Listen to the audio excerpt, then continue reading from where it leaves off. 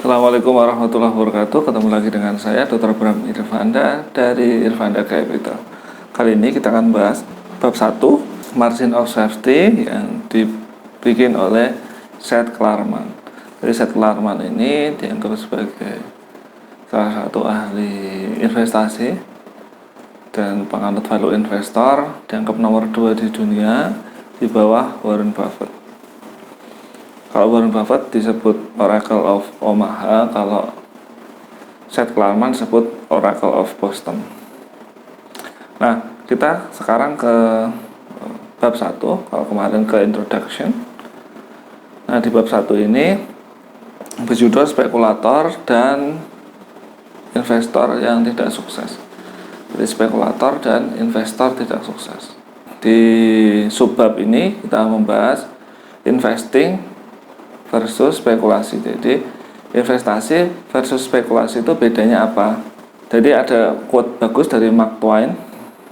Beliau bilang begini, ada 2 saat di mana manusia itu tidak seharusnya berspekulasi.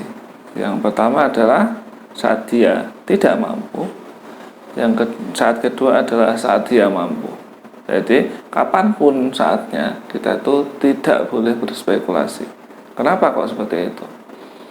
Jadi dalam investasi itu keamanan dana sangat penting.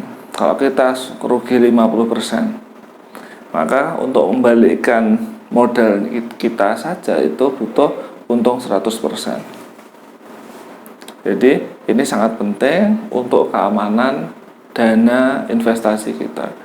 Karena itu jangan sekali-kali ikut spekulasi. Nah, ciri berikutnya Seth Klarman menjelaskan ciri-ciri investor itu seperti apa yang disebut investor.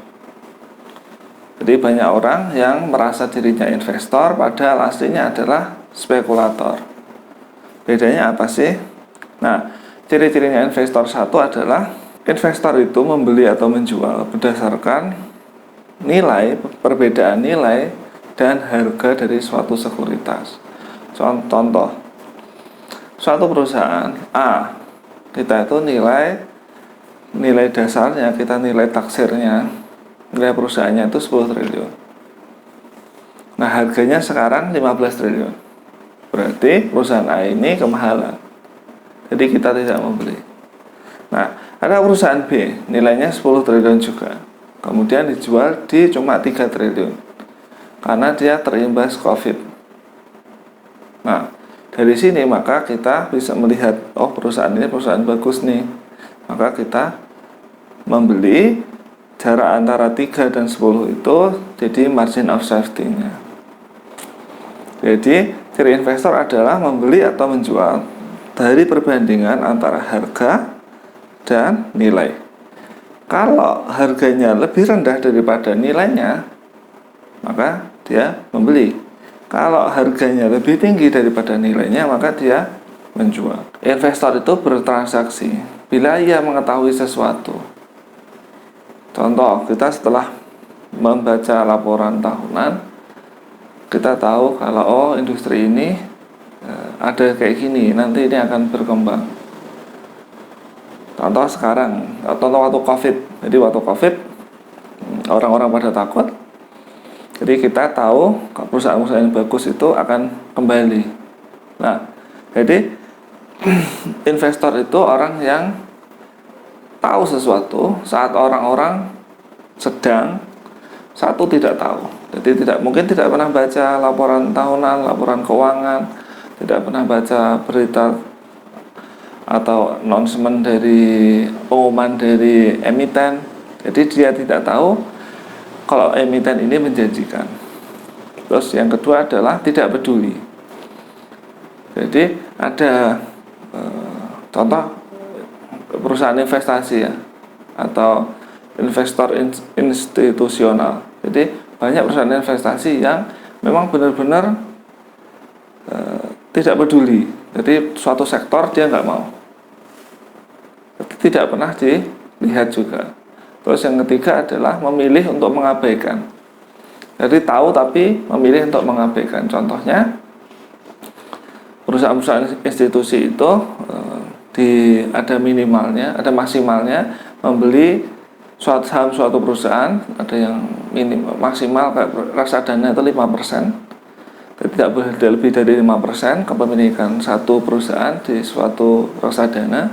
Karena itu mereka setelah lebih dari 5%, kena batas 5%, nggak bisa beli lagi. Nah, jadi ada beberapa keadaan yang membuat investor itu memiliki edge atau memiliki kelebihan daripada investor atau spekulator. Dan saat itulah seharusnya seorang investor itu membeli.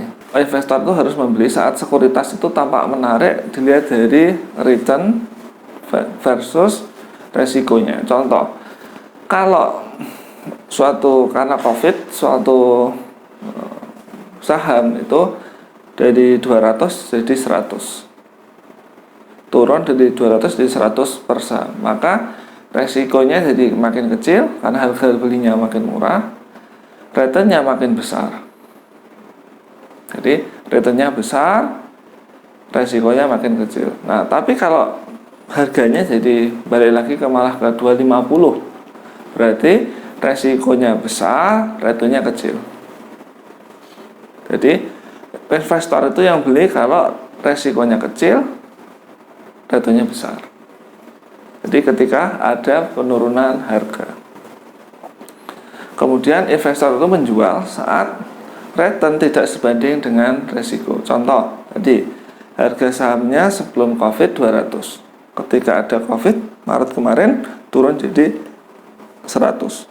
Kemudian yang terjadi adalah harganya rebound ke 250 atau kembali ke 250. Berarti yang harus dilakukan adalah resikonya di harga 250 makin tinggi, returnnya makin kecil, peluang returnnya makin kecil, maka harus dijual. Jadi investor itu yang seperti itu. Investor dari berikutnya adalah percaya kalau dalam jangka panjang harga saham akan mencerminkan atau menggambarkan nilai dasar dari suatu perusahaan. Contoh, Maret kemarin harga saham turun dan turunnya banyak yang tidak wajar. Nah, tapi kalau kita lihat dari saham-saham telekomunikasi harusnya makin naik. Nah gitu, dan ke depan ini akan makin naik. Nah, tapi karena harga-harga itu dibanting, maka itu jadi kesempatan. Nah, investor itu yang melihatnya dalam jangka panjang. Jadi dalam jangka panjang itu suatu perusahaan yang baik, harga sahamnya pasti akan jadi baik juga. Walaupun sekarang contohnya belum terlalu liquid, tapi nanti ketika perusahaan ini makin pertumbuhannya selalu bagus seperti ini, maka dalam jangka panjang dia akan jadi besar, jadi terkenal, dan harga sahamnya pasti akan naik juga. Jadi seorang investor itu punya keyakinan seperti itu. Jadi ini adalah 5 ciri dari investor. Kalau Anda merasa belum dari salah satu dari 5 ini, maka masih ada kesempatan untuk memperbaikinya. Kemudian investor itu bisa meraih laba dengan 3 cara. Yang pertama adalah mendapatkan adanya kenaikan free cash flow. Jadi suatu perusahaan itu kita bisa nilai yang paling tepat adalah menggunakan diskon cash flow dari free cash flow-nya. Jadi dari free cash flow itu kita akan dapatkan harga atau valuasi dari perusahaannya. Nah, ketika free cash flow naik, maka yang terjadi adalah satu, perusahaan itu punya kas banyak. Kas banyak itu bisa dibagikan jadi dividen.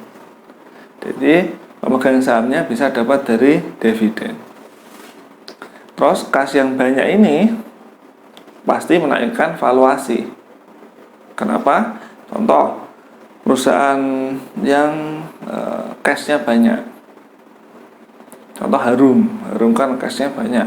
Nah, itu dia akan nggak bisa turun di bawah cashnya, karena pasti orang akan berebutan untuk membeli. Terus berikutnya adalah peningkatan multiple yang mau investor bayarkan. Jadi contoh tahun ini bulan Maret, April itu multiple-nya rendah, kemudian sekarang naik, bulan November ini naik tinggi, dan selalu seperti itu. Jadi peningkatan multiple ini yang mau investor bayarkan ini tergantung dari euforia, jadi tingkat emosi pasar. Kalau pasarnya itu sedang gembira, sedang optimis, maka multiple dari PE, dari PBV akan tinggi. Terus jadi investor bisa menjual saat multiple pasar sedang tinggi. Terus yang ketiga adalah investor itu bisa laba saat emosi pasar atau investor secara umum itu berubah. Jadi contoh, kita bisa membeli ketika orang-orang pada takut, Maret COVID kemarin, terus kita menjual saat orang-orang pada optimis, contoh sekarang. Nah gitu. Kebanyakan orang itu malah sebaliknya. Jadi ketika orang-orang optimis, dia ikut membeli ketika harga sudah mahal.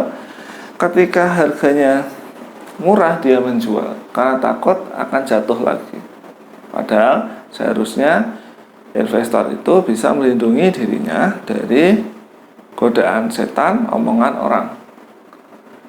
Kalau tidak bisa, maka dia akan emosinya akan terpengaruh terus. Dia akan galau saat harganya murah dan saat-saat yang tepat untuk membeli, dan dia akan gembira berlebihan, optimis berlebihan ketika harganya sedang mahal-mahalnya. Jadi seperti itu ciri investor, dan 3 cara investor bisa mendapatkan laba dari investasi sahamnya. Bila ada pertanyaan terkait bab ini, silakan tulis di kolom komentar di bawah. Terima kasih atas perhatiannya. Assalamualaikum warahmatullahi wabarakatuh.